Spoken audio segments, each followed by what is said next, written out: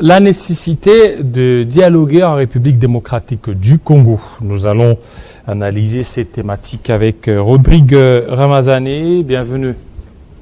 Bienvenue, Rodrigue. Heureux d'être là, Jean-David. Merci pour l'invitation et l'honneur que vous faites à mon parti d'envol. Voilà, vous vous portez bien ce soir? Oui, très bien. Alors, il y a déjà des tractations pour le dialogue. Il y aurait des tractations parce que, à l'allure où vont les choses, on voit déjà Martin Fayulu qui a été très dur, mais cette fois-ci, il commence un peu à changer des fusils d'épaule. Il parle de réconciliation nationale, il parle de dialogue. C'est que il y a la voie des dialogues qui est en train d'être tracée. Écoutez, comme vous, nous l'envol, nous suivons cette actualité par des médias interposés. Mais face à cette initiative telle qu'elle est lancée, nous estimons qu'il est temps, à un moment donné, que les Congolais, surtout les acteurs politiques, deviennent un peu plus sérieux. On ne peut pas espérer, par des solutions de raccourci, trouver des solutions à des questions de fond. Le problème qui se pose aujourd'hui, j'ai écouté cet appel de M. Fayulu au dialogue pour la cohésion nationale et retrouver la sécurité à l'est du pays et lutter contre l'agression rwandaise. C'est une très bonne chose. Mais il faut qu'on se pose d'abord de vraies questions. Est-ce que c'est la première fois que les Congolais se rencontrent pour parler de ce même question? Je rappelle qu'en novembre 2021, les Congolais se sont rencontrés à travers les consultations nationales. Il y avait une crise politique que l'on vivait au pays. Le président de la République avait convoqué les consultations nationales. Après ces consultations, il y avait 3 axes majeurs qui se sont dégagés. Trouver la solution à la question sécuritaire à l'est du pays de manière définitive, améliorer les conditions de vie de la population, ensuite avoir un processus électoral consensuel. Ce sont là les 3 axes majeurs de consultation nationale qui d'ailleurs avaient fait appel à l'envol pour être membre de l'Union sacrée, Ensemble pour la République et tant d'autres partis politiques. Mais après, il faut évaluer qu'est-ce qui s'est passé. Après, rien de tout ce que les consultations nationales avaient promis aux Congolais était réalisé. Les mauvaises décisions du pouvoir exécutif ont fait en sorte que la crise sécuritaire à l'est du pays se dégrade davantage. L'amélioration des conditions de vie est loin. Aujourd'hui, les Congolais ont perdu leur pouvoir d'achat à plus de 50%. Processus électoral, nous sortons d'une élection chaotique qui a débouché un coup d'État électoral où les institutions en place sont aujourd'hui au pouvoir. Nous voulons encore refaire le recette du passé, croyant produire une sauce nouvelle. L'envol estime que c'est une solution de raccourci qui ne trouvera pas de voie pour décrisper les pays comme on veut. Parce que, Jean-David Kilolo, vous pensez que les Congolais, les politiques, se retrouvent ensemble pour discuter et d'un coup on trouve la solution à la question sécuritaire à l'est du pays. On se rencontre à la Senco, on parle, on discute, nous trouvons des résolutions. Monsieur Nanga et ses complices de Rwandais se retirent de nos territoires. Non, il faut de vraies questions de politique publique. Il faut résoudre la question sécuritaire par des politiques publiques sécuritaires portées par des personnes compétentes. Tant qu'aujourd'hui, nous allons continuer avec ces pouvoirs qui baignent dans le clientélisme, dans le favoritisme, en donnant les fonctions d'État entre des personnes qui n'en méritent pas, nous n'aurons pas de solutions pour nos concitoyens. Ce dialogue, nous savons comment ça se termine. Le politique tient toujours le même discours. Nous n'y allons pas pour se partager le pouvoir. À la fin des comptes, les politiques ont leur part du gâteau et la population n'a toujours pas de solution. Pour nous, l'envol, nous estimons la seule manière de trouver la solution au problème des Congolais, c'est dans la mise en application de vraies politiques publiques par des personnes compétentes. C'est quoi, qu'est-ce que vous entendez par des vraies politiques publiques? Vous entendez quoi? Ah, de vraies politiques publiques. C'est comme, pour vous donner un exemple, c'est l'alternative, par exemple, que l'envol propose aux Congolais. Laquelle? C'est la refondation du Congo. Sur la question sécuritaire, nous estimons, il n'y a aucun dialogue, il n'y a aucune négociation, même pas la construction d'un mur entre la République démocratique du Congo et le Rwanda qui permettra au Congo de vivre en paix, de vivre en sécurité, de gagner la paix et de la pérenniser. Seule la réforme profonde de notre armée, en ayant une armée puissante et dissuasive, peut permettre au Congo d'être en paix. Parce que les pays qui sont en paix, ne pensez pas qu'ils sont en paix parce que les autres ne le convoitent pas. Si les États-Unis aujourd'hui est en paix et que les autres États ne les dérangent pas et qu'en interne, il n'y a personne qui a des velléités de prendre des armes, c'est notamment parce que l'armée américaine est une armée puissante. Nous proposons aux Congolais, à travers la refondation du Congo, dans notre premier pilier, comme urgence nationale, de mettre en place un système de défense et de sécurité. Alors maintenant, aujourd'hui, oui, mettre en place, oui, mais il y a un problème des timings, il y a un problème du temps. Aussi, il y a un problème de l'intégrité territoriale. Au nom de cette intégrité territoriale, voilà pourquoi il y a Fayoulou, il y a Mukwege qui demandent une réconciliation nationale ou un dialogue. D'autres appellent ça concertation, qui se mettent autour d'une table, tous les acteurs majeurs, y compris votre leader. C'est-à-dire que tous se mettent autour d'une table, qu'ils parlent de ce problème. Vous avez votre politique que vous voulez mettre en évidence. Les autres aussi, les leurs, vous mettez ensemble et puis vous dites des vérités en face. Monsieur Kilolo, les Congolais qui nous regardent, n'avions-nous pas parlé de ça avec M. Tshisekedi? Aujourd'hui, il faut reconnaître que le problème, c'est M. Tshisekedi et sa gouvernance. On ne peut pas se mettre ensemble, discuter avec celui qui constitue lui-même le problème. M. Tshisekedi a un problème dans la direction du pays. C'est lui qui est le problème. C'est lui qui choisit de mauvaises personnes qui doivent conduire des questions de politique publique, notamment des questions sécuritaires. Le raté des négociations, ça et là, les différents accords dont on a piétiné, et rien ne marche. La politique diplomatique qui ne marche pas. Pensez-vous que le seul fait pour les Congolais de se rencontrer dans une salle et de discuter fera en sorte que M. Kagame va arrêter avec ses velléités expansionnistes sur notre territoire? Nous disons non. Ici, nous appelons au sérieux dans la conduite de questions de politique publique, notamment de questions sécuritaires. À part le fait de dialoguer, je peux vous dire, on peut se rencontrer. On ne peut pas refuser que le Congolais se rencontre. Mais le problème est que le même cause produisant les mêmes effets, nous allons retomber dans le même problème. Si M. Félix Tshisekedi estime aujourd'hui et que toute la société constate que M. Tshisekedi est incapable de résoudre la question sécuritaire à l'est du pays, un des mécanismes pour laisser le pouvoir, c'est la démission. M. Tshisekedi peut décider de démissionner, c'est constitutionnel, et permettre que les élections anticipées se fassent pour que ceux qui ont une solution à la question sécuritaire, l'amélioration des conditions de vie de nos concitoyens, prennent le pouvoir pour diriger les pays vers un avenir meilleur. Malheureusement, M. Kilolo, rencontrer M. Tshisekedi pour parler de ces questions, c'est refaire les mêmes erreurs qu'on avait fait en novembre 2021. Alors vous voulez quoi? Que le pays s'embrase?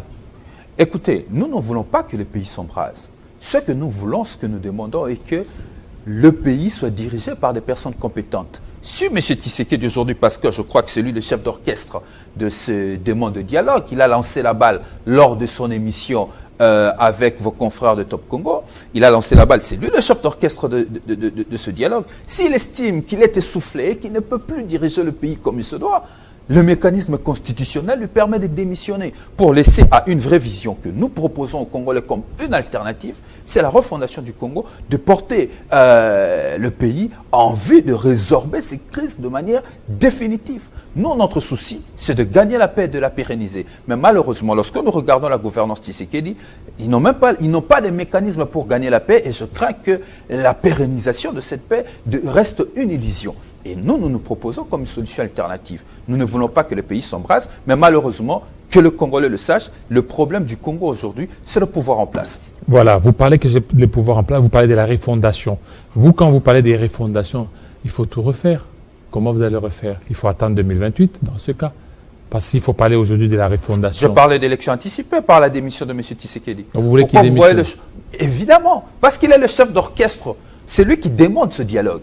Parce qu'il a jeté la balle, M. Fayulu l'a tenu au bon. Il a jeté la balle, M. Fayulu l'a tenu au bon. Et comment vous trouvez la démarche de Fayulu? Écoutez, M. Fayulu, il est congolais, il est libre de faire ses initiatives. Nous ne sommes pas des juges de position ou de partis politiques. Nous sommes en vol. Nous avons une vision de questions du pays. Nous donnons notre position. Mais ce que nous savons est que l'initiateur de ce dialogue, c'est M. Tshisekedi qui a tendu la main. M. Fayulu a tenu la balle au bon pour aller dans ce dialogue que malheureusement, on ne peut pas discuter avec celui qui constitue le problème aujourd'hui. Et vous êtes partant pour ce dialogue? Je viens de dire que l'envol ne se sont pas intéressés à faire de compromis à la bêtise. Cette bêtise, nous l'avions fait en novembre 2021 et avec autant d'années. Nous connaissons la finalité, c'est le partage équilibré et équitable du pouvoir. Les politiques peuvent vous dire tout ce qu'ils veulent. Tout ce qu'ils veulent, nous le savons. La finalité, c'est le partage équitable et équilibré du pouvoir pour que chacun ait sa part de responsabilité. À la fin de compte, le peuple ne se retrouvera pas. Après les négociations, après les consultations nationales, on a eu des personnes qui sont devenues de ministres à la défense. Mais est-ce qu'on a trouvé la solution à la crise sécuritaire du pays, le vrai problème du pays? Au contraire, la situation s'est aggravée. Il faut aujourd'hui arrêter cette hémorragie.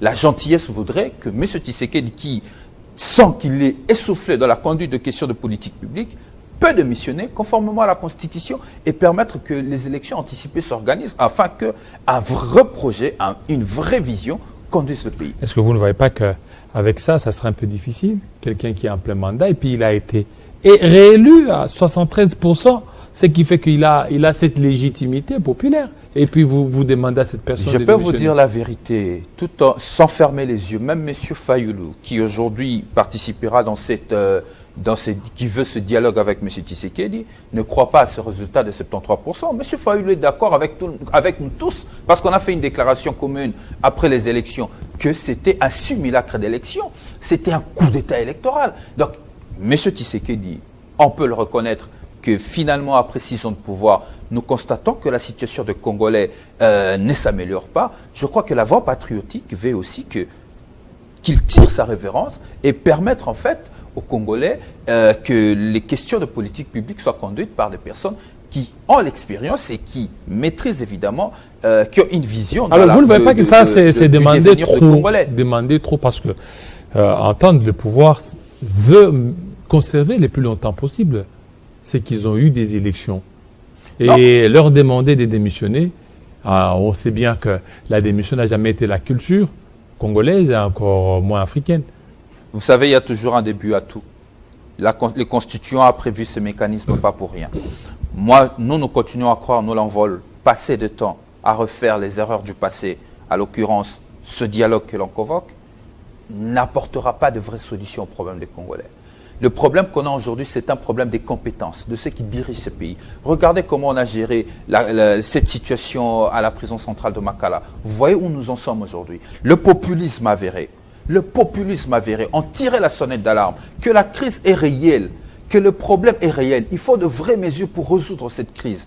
Le pouvoir public avait choisi l'option du populisme, voulant faire plaisir à je ne sais qui. Aujourd'hui, nous sommes dans une situation intenable, une situation incontrôlable où nous pleurons de mort. Nous pleurons de mort. On nous parle de 129 morts. Mais c'est grave. Donc nous avons un problème. Aujourd'hui, c'est un problème de compétence, ce n'est pas un problème de dialogue. Les Congolais peuvent se rencontrer et discuter.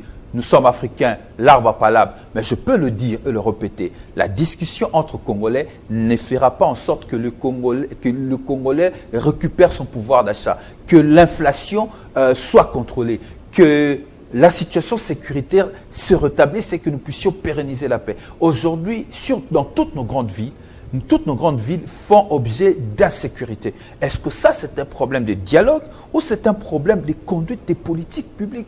Mais malheureusement, à cause du favoritisme, du clientélisme, tant qu'on ne va pas décider à rompre avec cette façon de faire, je peux vous garantir, Jean-David Kilolo, peu importe le dialogue, peu importe de négociation, la situation des Congolais continuera à stagner. Alors aujourd'hui, vous n'êtes pas dans les institutions. Aujourd'hui, ceux qui sont dans les institutions demandent à ceux qui dialoguent, vous ne voyez pas que vous risquez d'être minoritaire? Écoutez, il faut arrêter à tout moment de ne regarder que, lorsqu'on parle du pays, de ne regarder que soi. Nous regardons l'avenir de tout un peuple. Est-ce que le fait d'accepter ces discussions avec le pouvoir, non, notre souci c'est dans le changement, je ne sais pas si vous arrivez à me saisir, nous c'est dans le changement effectif de la situation des Congolais. Parce que nous nous sommes rencontrés. Quels sont les résultats? Le tout dernier rencontre, c'était les consultations nationales au Palais de la Nation. Quels sont les résultats de ces consultations nationales?